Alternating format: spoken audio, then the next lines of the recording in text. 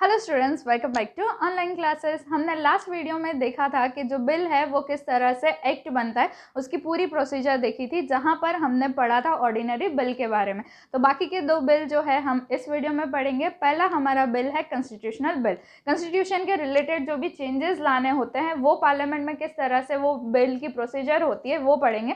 तो जो ordinary bill की प्रोसीजर है सेम प्रोसीजर वैसी ही रहेगी, पर यहाँ पर क्या चेंज हो रहा है, तो जो मेजोरिटी चाहिए उसमें थोड़े चेंजेस हो रहे हैं, क्योंकि ये कॉन्स्टिट्यूशन के रिलेटेड बिल है। तो जितने भी मेंबर्स है उसकी मेजोरिटी अग्री होनी चाहिए बिल के लिए, तब जाके ये बिल जो है एक्ट बनता है। उसके अलावा जितने मेंबर्स प्रेजेंट है और वोट कर रहे हैं उनमें से 2/3 मेंबर्स जो है वो अग्री होने चाहिए, तब जाके वो बिल पास होता है। और स्टेट और सेंटर के रिलेटेड जो भी कॉन्स्टिट्यूशन के रिलेटेड बिल पास होने जा रहा है, तो उस टाइम पे जो स्टेट लेजिस्लेटिव असेंबली है उसके मोर देन हाफ मेंबर्स जो है वो अग्री होने चाहिए, तब जाके ये बिल पास होता है। तो इस तरह से प्रोसीजर होती है। यहाँ पर सिर्फ कॉन्स्टिट्यूशन में क्या चेंज होता है कि भाई वोटिंग जो की जाती है उसमें किस तरह से लोग अग्री होता है, तब जाके वो बिल पास होता है। बाकी वो प्रोसीजर जो हमने देखी थी ऑर्डिनरी बिल में कि पहले लोकसभा में पास होगा, फिर राज्यसभा में, और फिर जाएगा प्रेसिडेंट के पास, तो उसी तरह से ये बिल भी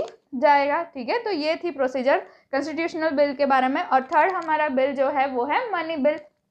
मनी बिल जो है वो किस बिल को मनी बिल बोला जाता है, तो जो बजट है या फिर फाइनेंशियल मैटर्स के रिलेटेड बिल होता है उसे मनी बिल कहा जाता है। लोकसभा के स्पीकर जो है वो डिसाइड करेंगे कि भाई जो बिल प्रेजेंट किया गया है वो मनी बिल है या नहीं। अगर स्पीकर ने बोल दिया कि भाई हाँ ये मनी बिल है, तो फिर प्रोसीजर पूरी उस हिसाब से होगी, मनी बिल के जो प्रोसीजर होती है उस हिसाब से।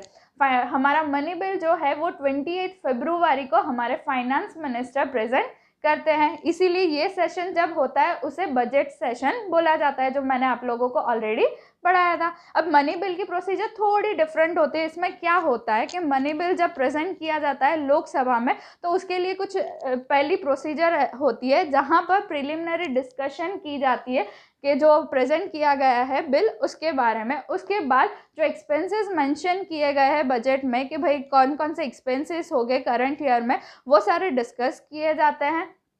फिर उसके बाद जो बाकी के मिनिस्टर्स है, फाइनेंस मिनिस्टर ने बजट तो दे दिया, पर बाकी के सेक्टर्स के जो मिनिस्टर्स है वो अपनी डिमांड जो है वो सामने प्रेजेंट करेंगे लोकसभा के स्पीकर के सामने कि भाई इन्होंने इतना बजट दिया है तो हमारी रिक्वायरमेंट क्या है, उस हिसाब से बजट में थोड़े चेंजेस करें, हमारी इनकम जो है वो थोड़ी इंक्रीज़ हो जाए, हमें जो फंड दिया जा रहा है वो थोड़ा इंक्रीज़ हो, ताकि हम जाके आगे इस तरह से प्रोसीजर कर सके। तो ये होगा थर्ड स्टेप। और फोर्थ स्टेप जो है जहाँ पर वो डिस्कशन करेंगे कि भाई उनके सोर्स ऑफ इनकम क्या है, यानी कि जो जीडीपी है, जितना ग्रोस डोमेस्टिक प्रोडक्शन होता है उसके हिसाब से उनकी जो इनकम होती है, और उसके अलावा जो टैक्सेस से उनकी इनकम होती है फाइनेंस डिपार्टमेंट को, वो सारी चीज़ें वो लोग डिस्कस करेंगे। उसके बाद फिर प्रोसीजर स्टार्ट होती है ऑर्डिनरी बिल की तरह ही कि पहले वो लोकसभा में जाएगा, फिर वहाँ पर डिस्कशंस होगा, वोटिंग कैरी आउट की जाएगी, उसके बाद वो भेजा जाएगा राज्यसभा में।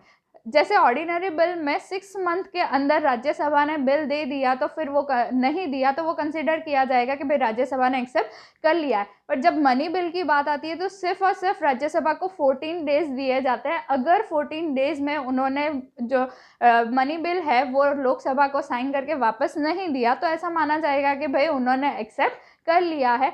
मनी बिल के हिसाब से देखा जाए तो लोकसभा के पास ज़्यादा राइट्स है राज्यसभा से, क्योंकि अगर राज्यसभा चाहे तो उसमें रिकमेंडेशन के लिए जब लोकसभा को भेजती है तो लोकसभा के पास राइट है, अगर वो चाहे तो चेंजेस करे, ना चाहे तो वही का वही बिल वापस राज्यसभा में दे देंगे। अब राज्यसभा में वो बिल पास हो गया, उसके बाद जाएगा प्रेसिडेंट के पास।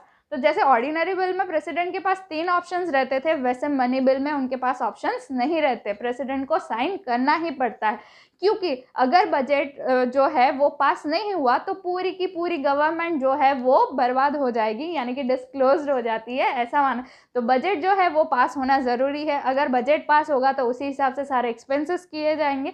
इसीलिए हर एक गवर्नमेंट के पास ये ऑप्शन रहता है कि भाई बजट जो है वो फरवरी में प्रेजेंट किया जाए और पास होके जल्द से जल्द वो मार्च के फर्स्ट वीक तक आ जाए, तब जाके उसके हिसाब से सारी जो एक्टिविटीज़ है वो सब कुछ किया जाता है। तो ये बात थी कि भाई मनी बिल किस तरह से हो सकता है। अब पार्लियामेंट के पास बहुत सारे ऐसे राइट्स है कि भाई वो president, vice president, chief justice of supreme court और अटॉर्नी जनरल, ये सारे लोगों को वो रिमूव कर सकती है by the process of impeachment. अगर उन्हें लगता है कि ये लोग जो है वो प्रॉपर वर्क नहीं कर रहे, डिसऑनेस्टी से वर्क कर रहे हैं और उनके लेजीनेस के हिसाब से काम नहीं हो रहा है, तो इन सब लोगों को वो अपनी पोस्ट से रिमूव कर सकते हैं। तो ये बात हो गई पूरी, हमने देखा कि जो सेंट्रल लेवल पर लेजिस्लेटिव है उसके बारे में। अब हम देखेंगे स्टेट लेवल पर लेजिस्लेटिव जो है वो किस तरह से वर्क करता है। तो एवरी स्टेट में जो एक हाउस होता है उसे बोला जाता है लेजिस्लेटिव असेंबली, जो कि है लोअर हाउस। ठीक है, तो पहले हम पढ़ेंगे पूरा लेजिस्लेटिव असेंबली के बारे में और फिर लेजिस्लेटिव काउंसिल के बारे में। और लेजिस्लेटिव असेंबली को बोला जाता है लोअर हाउस। हर एक स्टेट में लेजिस्लेटिव असेंबली होती ही है जहाँ पर प्रोविजन के हिसाब से लेजिस्लेटिव असेंबली में मिनिमम 60 मेंबर्स होने चाहिए और मैक्सिमम 500 मेंबर्स होने चाहिए। गुजरात एक ऐसा स्टेट है जहाँ पर सिर्फ और सिर्फ लेजिस्लेटिव असेंबली है और हमारे गुजरात में लेजिस्लेटिव असेंबली में 182 मेंबर्स हैं। लेजिस्लेटिव असेंबली लोअर हाउस, उसके लिए कुछ क्वालिफिकेशंस चाहिए मेंबर्स के लिए। तो उसकी क्वालिफिकेशन ये होनी चाहिए कि उसका जो ईयर है वो 25 ईयर्स की एज होनी चाहिए। ठीक है, तो इस हिसाब से एज याद रखनी है। और बाकी के जो हमने पहले देखे थे लोअर हाउस और अपर हाउस, यानी कि लोकसभा और राज्यसभा के लिए जो क्वालिफिकेशन है, बाकी की क्वालिफिकेशन वही की वही रहेगी। यानी कि वो अनसाउंड माइंड नहीं होना चाहिए और इंसॉल्वेंट नहीं होना चाहिए, क्रिमिनल प्रूफ नहीं होना चाहिए। तो ये बाकी की क्वालिफिकेशन इसके लिए भी चाहिए। लेजिस्लेटिव असेंबली का जो टेन्योर है वो 5 इयर्स का रहता है। एवरी 5 इयर्स पर इलेक्शंस होते हैं और मेंबर्स जो है वो चेंज होते जाते हैं। यानी कि ये लेजिस्लेटिव असेंबली लोकसभा की तरह परमानेंट हाउस नहीं है। ओके, तो ये बात हो गई लेजिस्लेटिव असेंबली की। अब चलते हैं हमारा नेक्स्ट हाउस यानी कि लेजिस्लेटिव काउंसिल। तो असेंबली के बाद जो हाउस होता है वो उसे बोला जाता है लेजिस्लेटिव काउंसिल, जो कि है अपर हाउस। अपर हाउस जो है वो बहुत ही ऐसे रेयर केस में होता है। तो बिहार, महाराष्ट्र, उत्तर प्रदेश, तमिलनाडु, ये सारे स्टेट में लेजिस्लेटिव असेंबली तो है, साथ ही साथ लेजिस्लेटिव काउंसिल भी है।